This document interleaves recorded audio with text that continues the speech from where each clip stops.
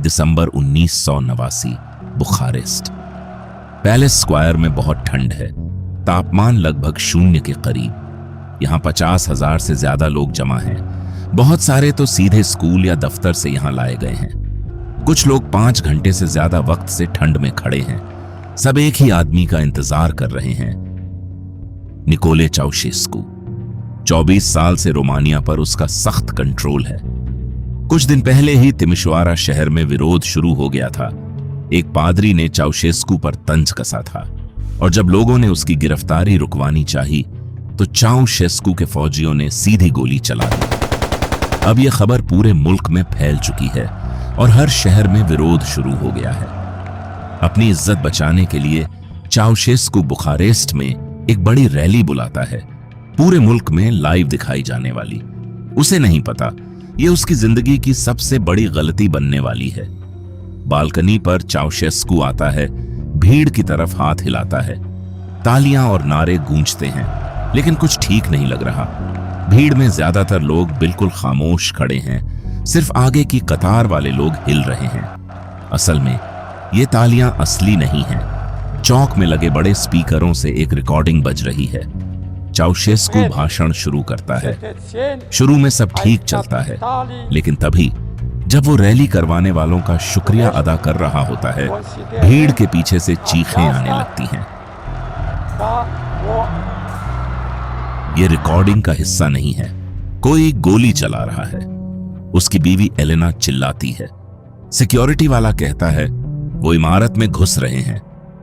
कैमरे के बाहर लोगों ने बैरिकेड तोड़ दिए हैं और सेंट्रल कमेटी की बिल्डिंग की तरफ बढ़ रहे हैं, वहीं जहां चाउशेस्कू खड़ा है।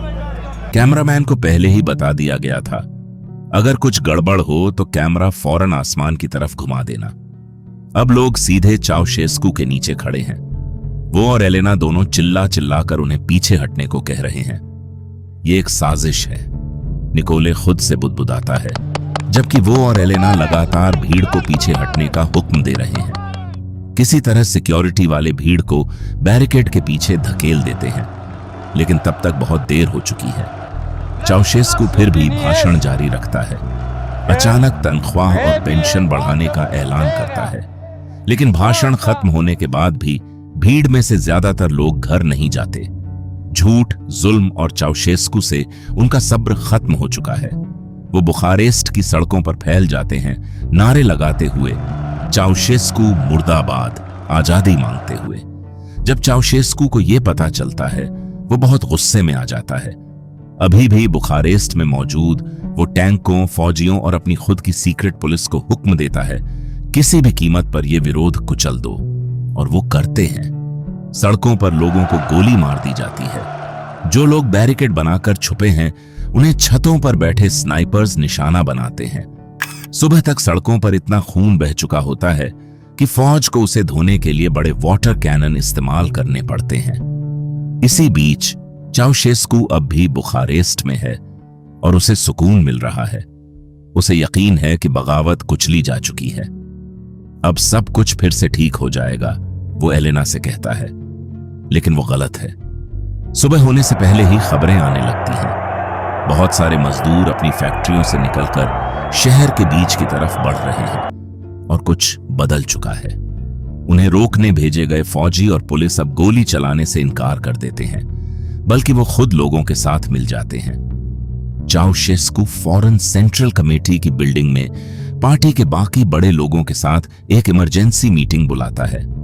इसी बीच लाखों लोग सेंट्रल कमेटी हेडक्वार्टर को घेर लेते हैं और अंदर घुसना शुरू कर देते हैं।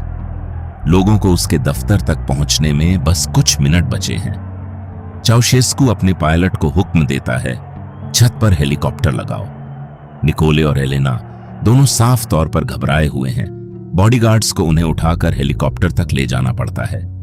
दोनों का रंग पूरी तरह उड़ चुका है। 2 बड़े अफसरों और 2 बॉडीगार्ड्स के साथ वो किसी तरह हेलीकॉप्टर में सवार हो जाते हैं और उड़ जाते हैं, बस उतने ही मिनट पहले जितने में लोग छत तक पहुंच जाते। पायलट सीधे शहर के उत्तर में चाउशेस्कू के घर स्नागोव की तरफ उड़ान भरता है। यहां निकोले बेताबी से फौजी मदद बुलाने की कोशिश करता है। 2 हेलीकॉप्टर और फौजी एस्कॉर्ट भेजने का हुक्म देता है। लेकिन दूसरी तरफ से जवाब साफ है, कोई मदद नहीं आ रही। वो अब बिल्कुल अकेले हैं। पायलट जल्दी से चाउशेस्कू और उसकी बीवी को दोबारा उड़ान भरने के लिए राजी करता है। वजन कम करने के लिए दोनों अफसरों को पीछे छोड़ दिया जाता है। निकोले पायलट को पश्चिमी शहर तेत्यू की तरफ उड़ने को कहता है, इस उम्मीद में कि वहां कोई वफादार फौजी टुकड़ी मिल जाए। लेकिन अचानक रेडियो पर एक मैसेज आता है, सारी उड़ानें रोक दी गई हैं। किसी भी अनजान विमान को मार गिराया जाएगा। मजबूरन उन्हें उतरना पड़ता है।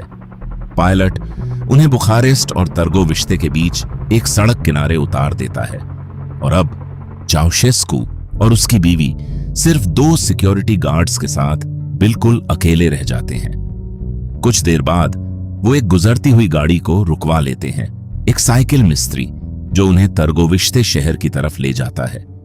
रास्ते में दोनों डर के मारे गाड़ी के रेडियो पर बुखारेस्ट में बगावत की जीत की खबर सुनते हैं। साइकिल मिस्त्री पेत्रे सुझाव देता है कि वो शहर के बाहर एक एग्रीकल्चर इंस्टीट्यूट में छुप जाएं।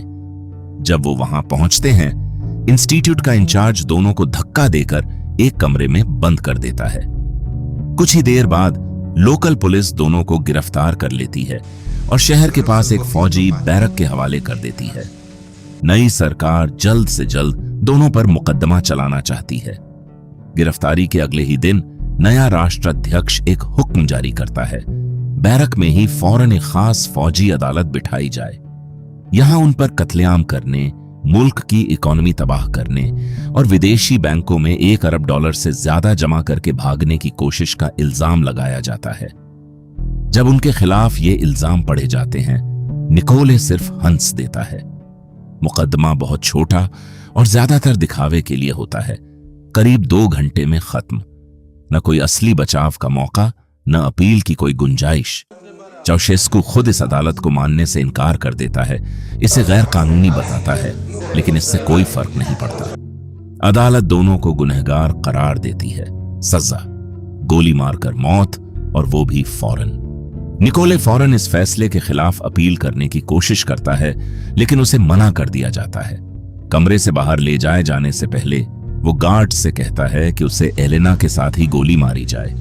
गार्ड्स मान जाते हैं। इसी बीच एक सिपाही रस्सी लेकर आता है ताकि उनके हाथ बांधे जा सके, लेकिन न निकोले न एलेना बंधना चाहते हैं।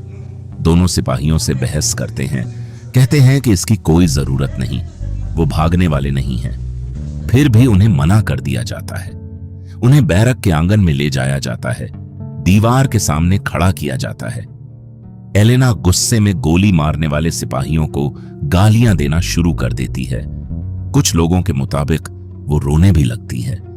निकोले इसके उलट अपने आखिरी लम्हों में काफी शांत रहता है और मजदूरों के एक मशहूर गाने की पहली लाइन गुनगुनाने लगता है।